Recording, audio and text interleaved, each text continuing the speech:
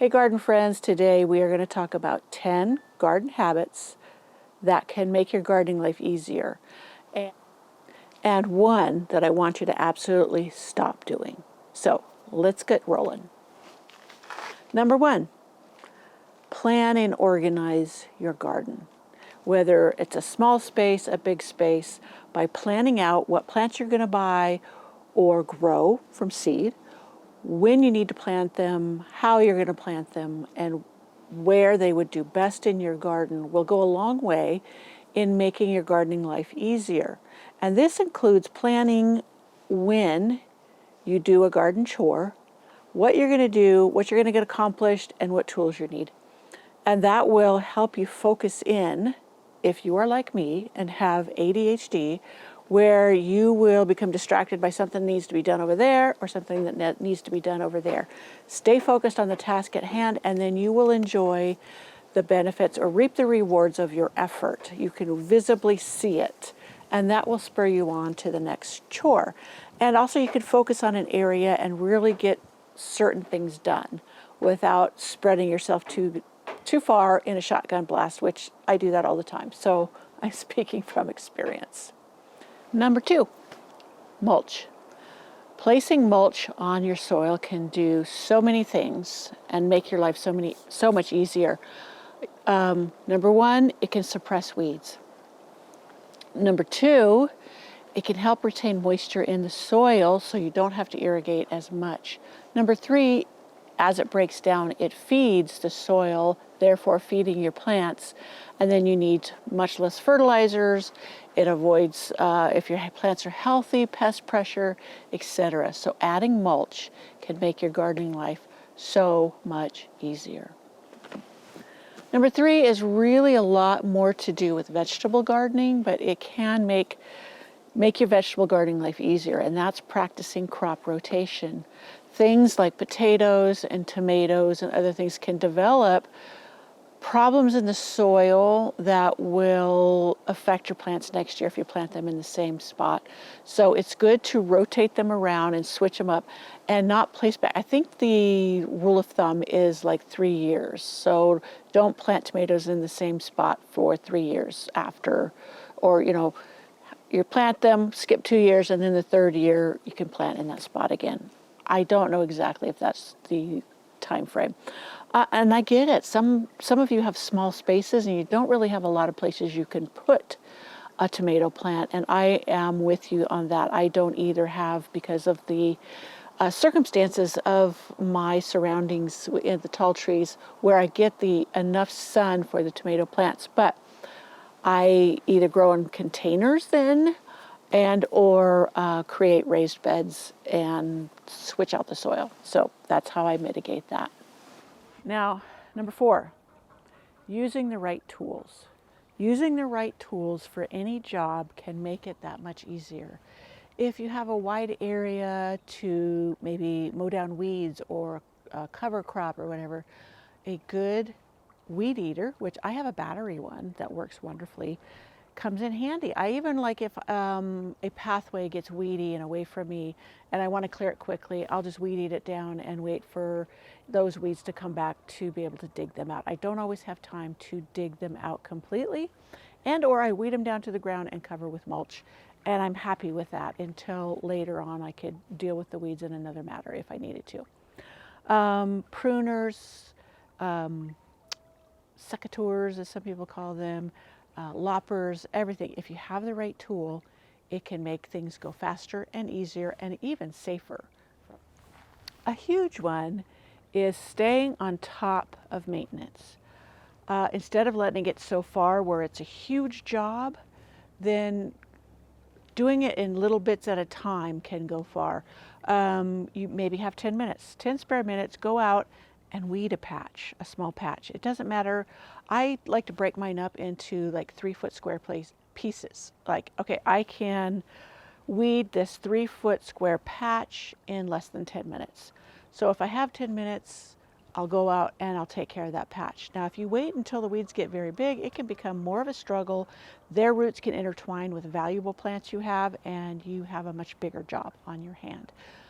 Number 6, buy plants that thrive in your area under your conditions, not just zone. Zoning is a relative of things to know. It will only tell you what I shouldn't say will, may live over winter in your winter temperatures.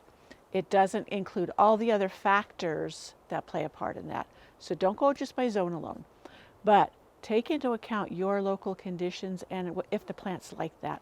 I have a friend, she is in a zone that panicle hydrangeas do fabulous, but they don't like her alkaline soil, her high alkali water. It's in the water, it's not just the soil. So as much as she treats the soil, treats the plant with iron and all those other things that are supposed to help, or even try to acidify the soil, it doesn't work, and those plants struggle, and she puts so much time and effort into it. And really, is it worth it? You just have to accept there's so many beautiful plants out there that would thrive in her conditions that she doesn't need to try to force these to grow in her area. She could enjoy something else that would be much less maintenance and time and money. The money she's poured into trying to keep these hydrangeas alive is ridiculous. So grow what will thrive for you.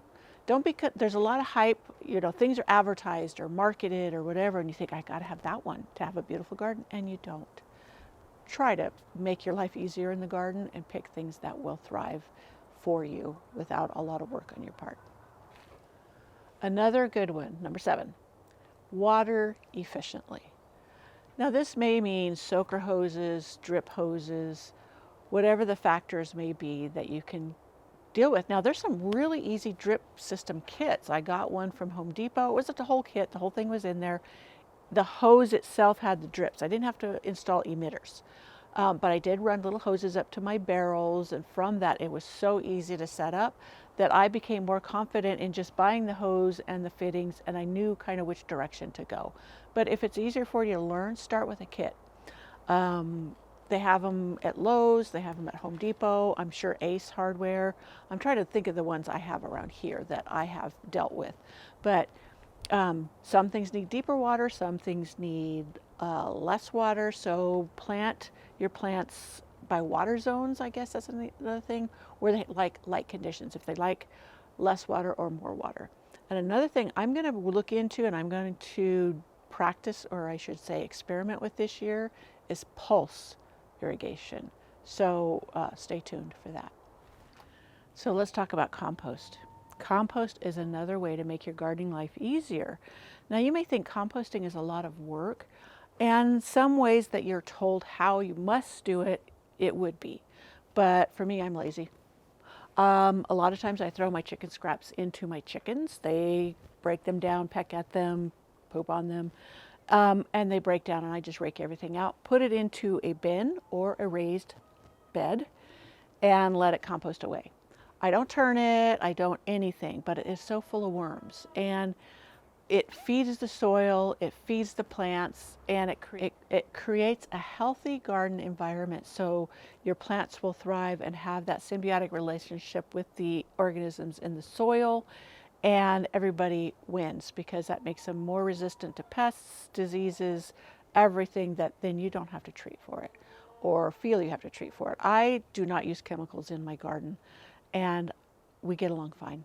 If I have pest pressure, I treat it as organically as I can without any type of pesticides or anything like that.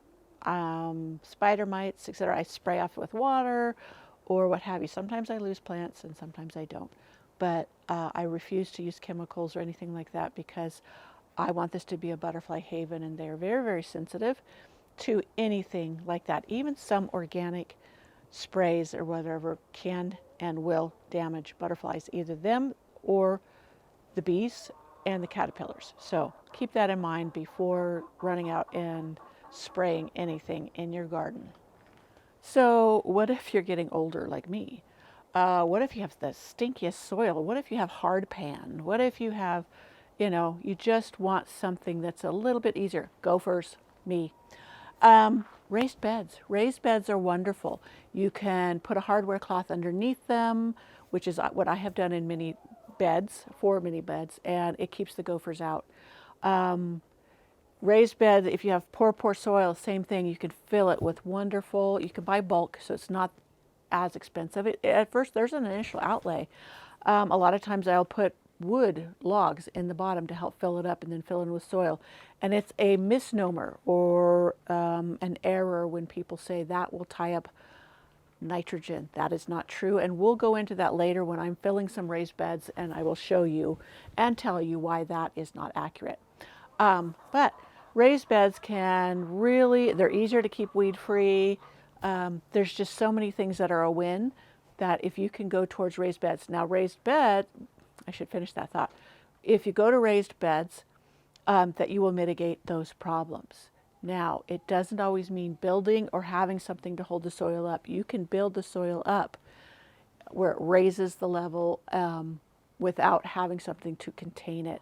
Having boards built into a rectangle, or I have galvanized steel and other raised bed type structures, they do help.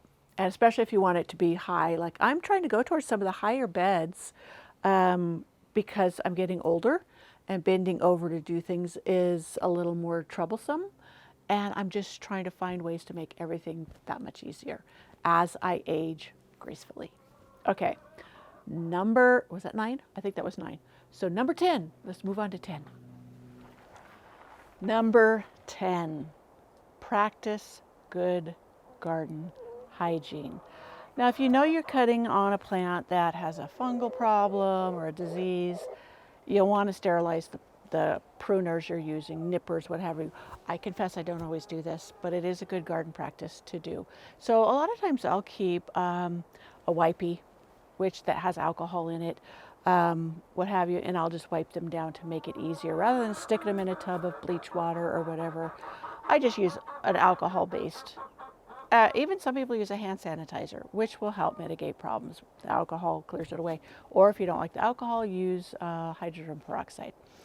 Those are the ones you can do. But that, I mean, cleaning up like disease-ridden leaves from a plant or something that has a fungal problem, the leaves and things you cut down, that will help to go a long way. Now, we don't want to be overly tidy in a garden. Now, we're not talking about stacking up logs or piles of leaves or whatever, or hauling them off rather than stacking them, because those can be good places for bugs to overwinter or live or pollinate. It attracts different organisms you want in your garden, and piles of leaves break down to leaf mold, which is a hugely beneficial soil amendment. So that's not what we're talking about. We're talking about things that may be diseased or have pest problems or whatever. Those things you kind of want to clean up and get rid of so they don't pass it on to other things.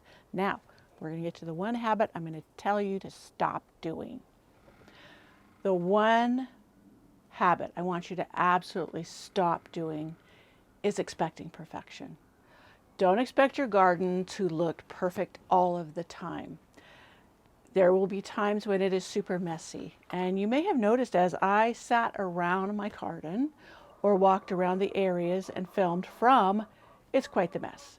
The snow has just melted.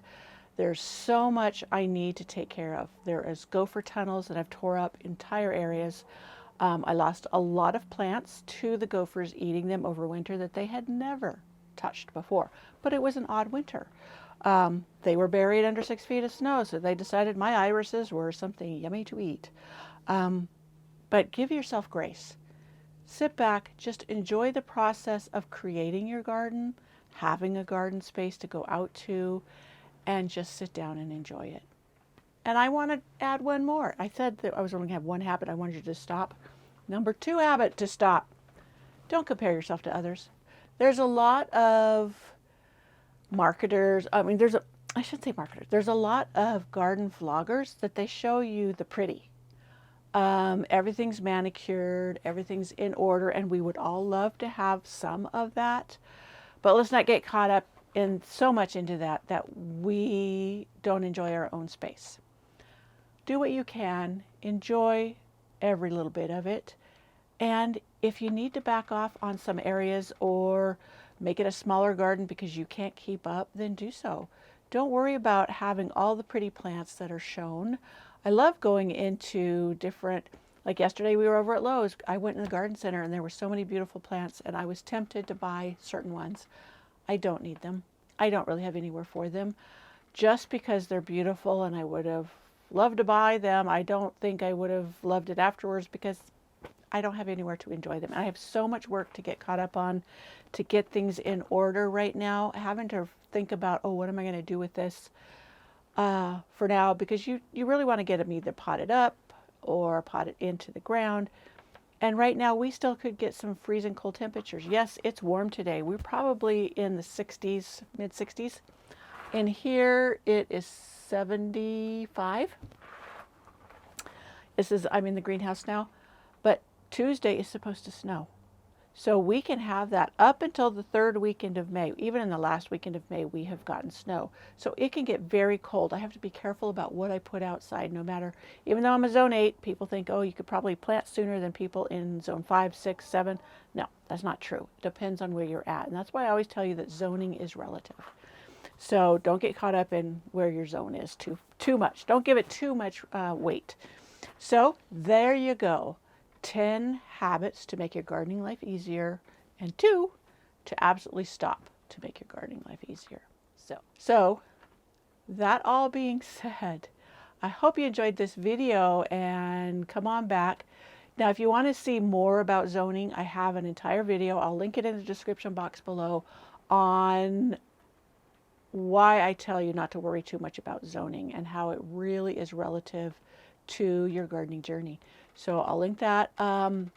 Was that one other thing? Oh, I do have many other videos on some of the things we spoke about. So I'll go ahead and if I don't have one now, I probably have one on a blog. I have a blog called Flower Patch Farmhouse where I talk all about my gardening adventures, my experiences, what's happened. I have been gardening for 40 plus years now.